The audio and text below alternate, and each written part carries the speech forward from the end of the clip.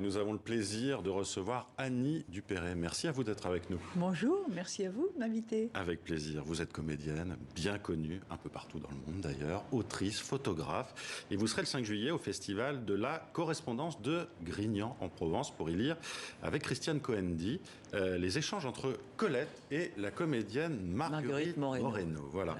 Pourquoi vous avez choisi ces lettres justement entre ces deux femmes très amies? Alors, on me l'a proposé, on m'a proposé de le faire, sans savoir que moi, j'avais déjà fait une conférence sur Moreno et Colette, oui, parce que j'ai mon meilleur ami, qui est mon frère de cœur, qui a écrit une biographie sur Marguerite Moreno. C'est le seul qui l'a fait, François Soustre. Si ça intéresse quelqu'un aux éditions Séguier. Mais dites-nous d'ailleurs qui était Marguerite Moreno. Alors, Marguerite Moreno était un personnage incroyable, comédienne bien évidemment. Au Français, elle était à la Comédie Française il y a à 20 ans déjà, 19-20 ans, elle était à la Comédie Française.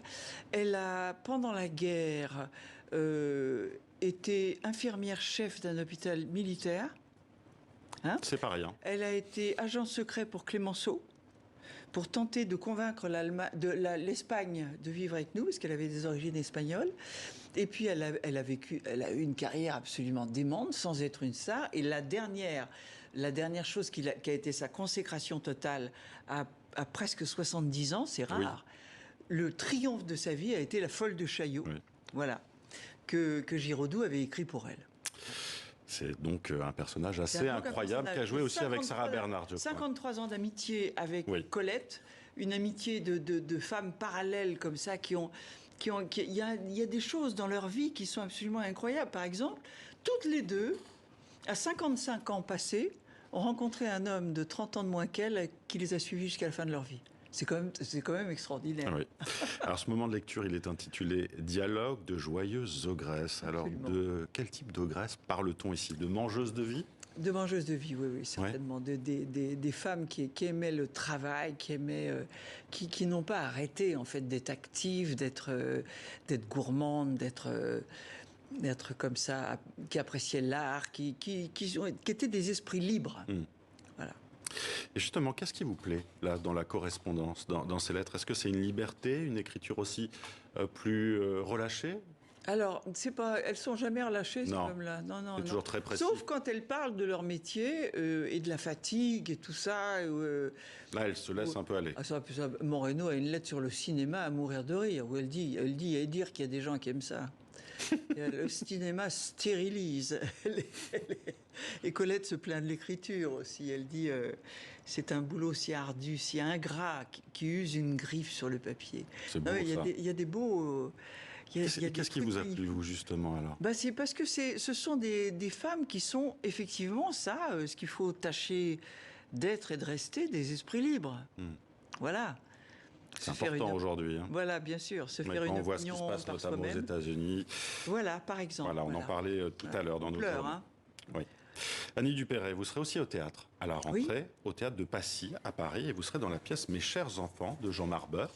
Et là encore, il s'agit de correspondance, puisque vous y interprétez, je crois, vous y interpréterez donc une mère et une grand-mère qui écrit à ses enfants. Voilà, c'est ça. Un seul en scène? Une grand-mère, c'est un seul en scène, chose qui ne me réjouit guère d'ailleurs, mais le texte m'a... Oui, on vous connaît justement dans ces films ou dans ces téléfilms, pièces de convivialité. J'ai fait ce métier pour les partenaires, je suis une femme de troupe, et là voilà, je vais me retrouver toute seule, mais c'est pas grave parce que le texte m'a absolument emballée. C'est une mère un peu étrange, justement, on parlait d'esprit libre, voilà. On est encore dans le sujet, puisque c'est une mère qui adore ses enfants, qui est veuve, qui adore ses enfants, il se rappelle du papa qui est plus là malheureusement, etc. Et elle s'aperçoit assez vite que ses enfants en ont marre du déjeuner du dimanche et qui viennent un peu contraints et forcés. Et donc elle les quitte. C'est rare ça, une mère qui quitte ses enfants. Elle dit dimanche prochain, je vois que vous vous ennuyez, dimanche prochain ne venez pas, j'ai vendu l'appartement. Voilà. Et elle part à la mer. Et elle part à la mer, je ne veux pas trop dévoiler, mais c'est vrai que tout à coup, elle part pour vivre sa vie, j'avais une de mes amies qui disait ça, attaquer la dernière ligne droite le plus honnêtement possible. sans se mentir et sans plus mentir. Voilà. Ça, c'est quelque chose qui vous convient aussi? Je pense, oui. Ouais. On vous a vu justement vous engager là, lors de la dernière présidentielle en faveur de Jean-Luc Mélenchon. C'était important pour vous cet engagement?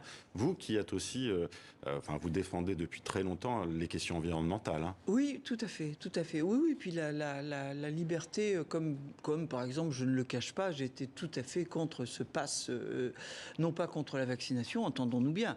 Si les gens ont envie de se faire vacciner, si ça les rassure, et si ça... Youpi, formidable qu'ils le fassent. Mais créer cette chose ségrégationniste dans la société, j'ai trouvé que c'était épouvantable, vraiment. Il va nous en rester des traces, hein. Faut rester vigilant. Restons vigilants pour ne pas créer comme ça les bons citoyens, les mauvais citoyens. Ce que, malheureusement, notre cher président a bien marqué. Merci Annie Dupéré. On va se quitter sur ces mots.